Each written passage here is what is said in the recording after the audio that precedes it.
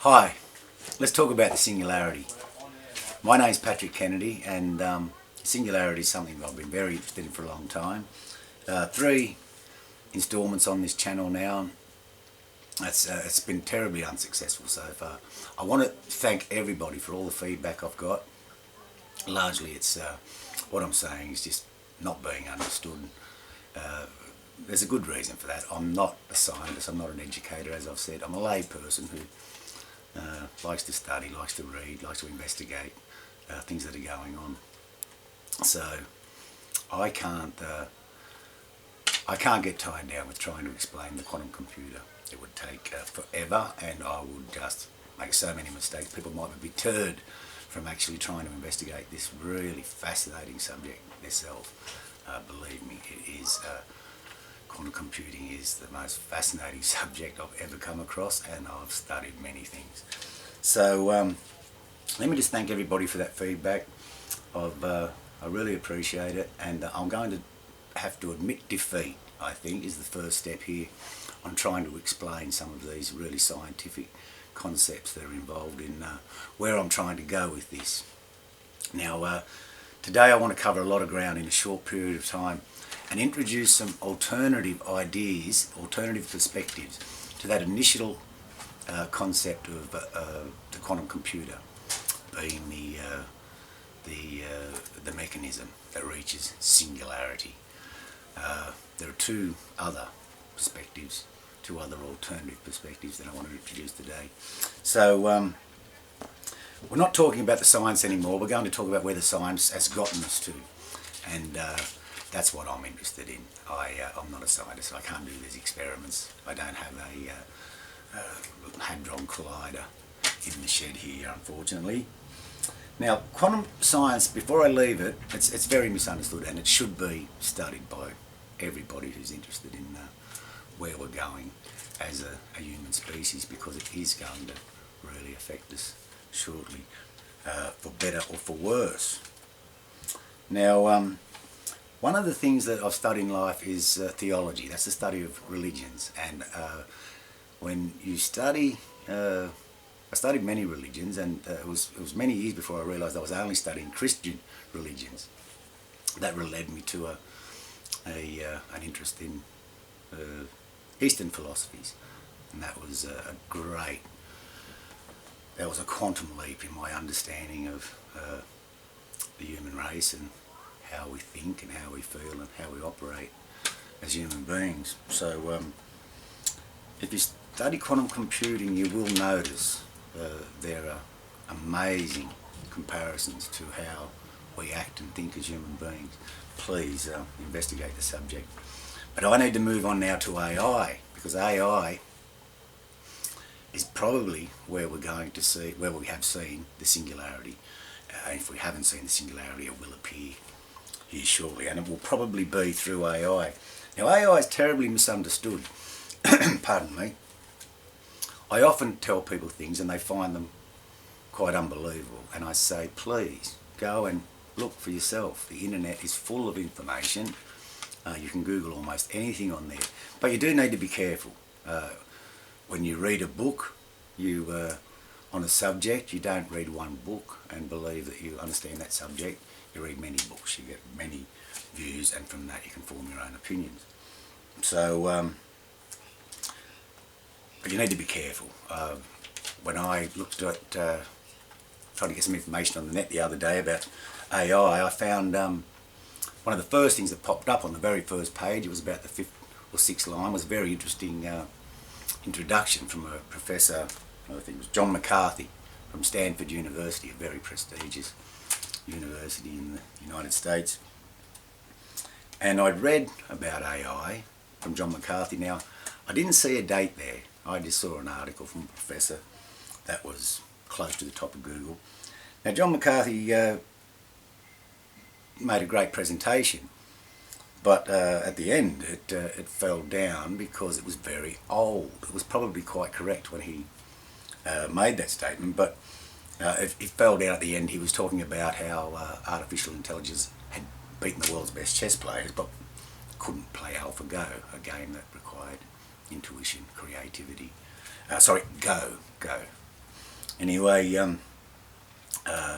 the computer called AlphaGo, artificial intelligence computer called AlphaGo, had already beaten the world champion Lee Sedol back in March 2016. So this was a very old article. It was over 5 years old.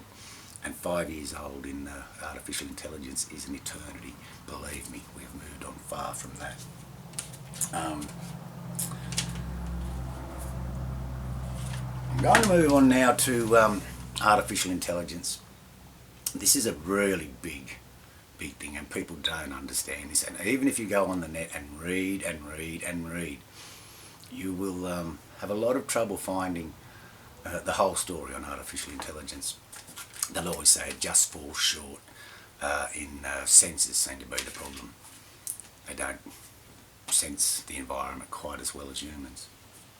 And that's very understandable. We're the most complex organism on the planet, so quite understandable that they can't do that. But the AlphaGo, and I recommend to everybody watch there's a documentary movie called AlphaGo. I thoroughly recommend that everybody watches that movie. It will give you a great understanding of not just AI, but our relationship with AI, that the interface between the people that designed that machine, the people that were there cheering for humanity to beat this machine, and really the incredible machine itself.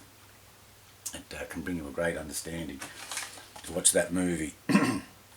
Now, one thing that people say is that well, sorry, let me correct myself there. One thing that people don't understand about artificial intelligence is that when they're connected, each knows what the other knows.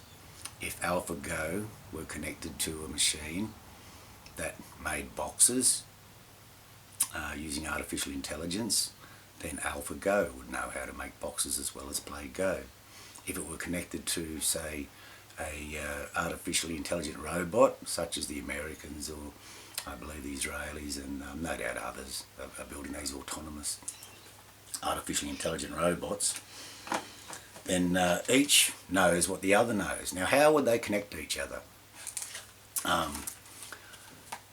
5G will allow blockchain technology to grow at a rate that artificial intelligence will be able to use to communicate with each other.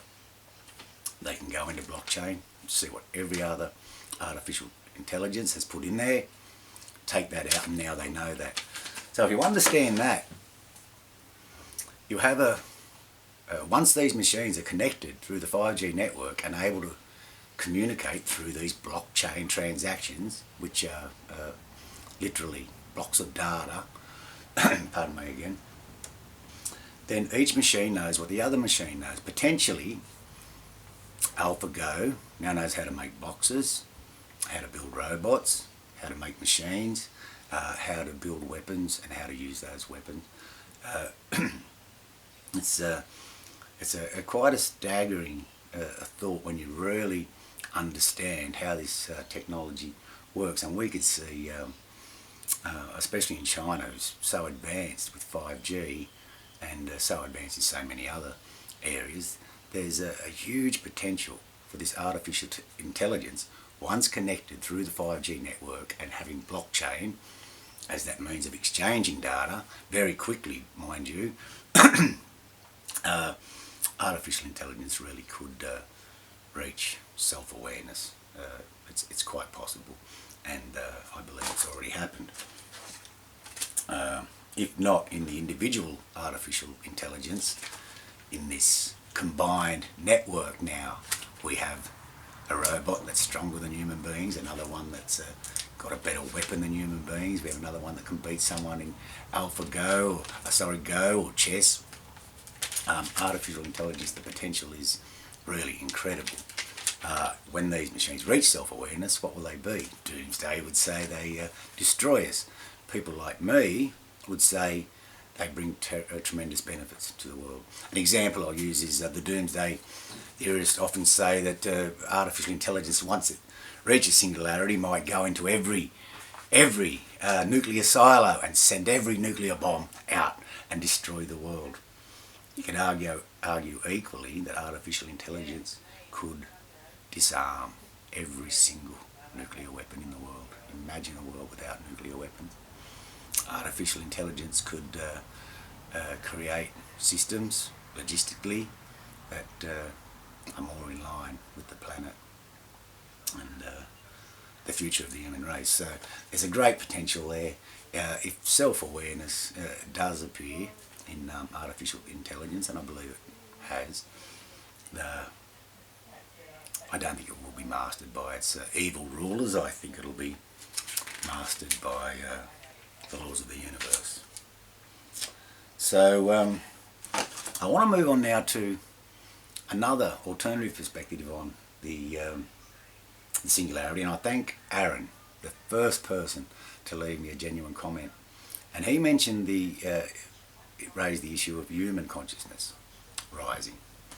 Now this is something that's been going on very slowly forever, ever since Homo sapiens been here. I think they got us down now about 20,000 years, maybe 24,000 years since the DNA of the Homo sapien appeared on Earth. So this increasing consciousness, now I've been feeling that myself. Now I've been working very hard studying things like the Buddhist principles, meditation principles, also looking at the psychology of the brain, how the brain works, and how much of the brain we actually own, and how much of it is out there in the what a great scientist, Rupert Sheldrake, called the superconscious. The mind is not in the body, it's out there, folks, and we are a receiver. We can feed into the superconscious and we can take out of the superconscious. Now at the moment, the superconscious is confused, it's frightened, it's a mess really, because most of the world has been driven to this terrible state of fear and anxiety that's created around COVID-19 management. There's also a major push now by those big companies like Microsoft and Google, who have now such a great understanding of how our minds work. They're able to use that as well, not just to market to us, but to direct us. As I said before, we need to safeguard ourselves. We need to find out who we are, and we are not the marketing machine. We are not the brands that we wear. These are all superficial things. We are part of the superconscious. We are the greatest. We represent the greatest power on this planet, and that's an incredible realization. It's an incredible responsibility, and it's I've put it out there, folks, and we need to discuss this further. Now I won't drag on too much. I've got most of the points out there that I want to make today. For those people that find, and I know we're getting out into the new agey, hairy fairy type stuff here, but this is a real thing, folks, and you can do a little experiment if you're skeptical. After you've seen this video, please just take a few minutes to wind down, find yourself a quiet place, sit down and try to forget about work and the bills and the neighbour's dog. Just relax a little bit, sit down, try to get those thoughts out of your head, and just take a deep breath. And just think about that breath. Breathe in and feel the miracle of your lungs, absorbing the oxygen. You can feel it. We're all connected, folks. Every atom in the universe is connected to every other atom, as quantum science has showed us. We have a power there to be positive or negative. This is big stuff, folks, and this is where we're going. We can reach singularity of our minds, and it's quite possible, and I think there's a building there. I don't think everybody's on board. I think there's most people aren't on board. I think there's a very few that are feeling this. The chains and shackle of materialism and commercialism are strong, and they've been with us all our lives. it's very hard to break them, and really you can't break them entirely. So I'll leave it at that. Go out and have a deep breath and just feel the universe, and hopefully you'll feel yourself as part of that universe. So bye now, and I hope you've got something out of this. Thank you.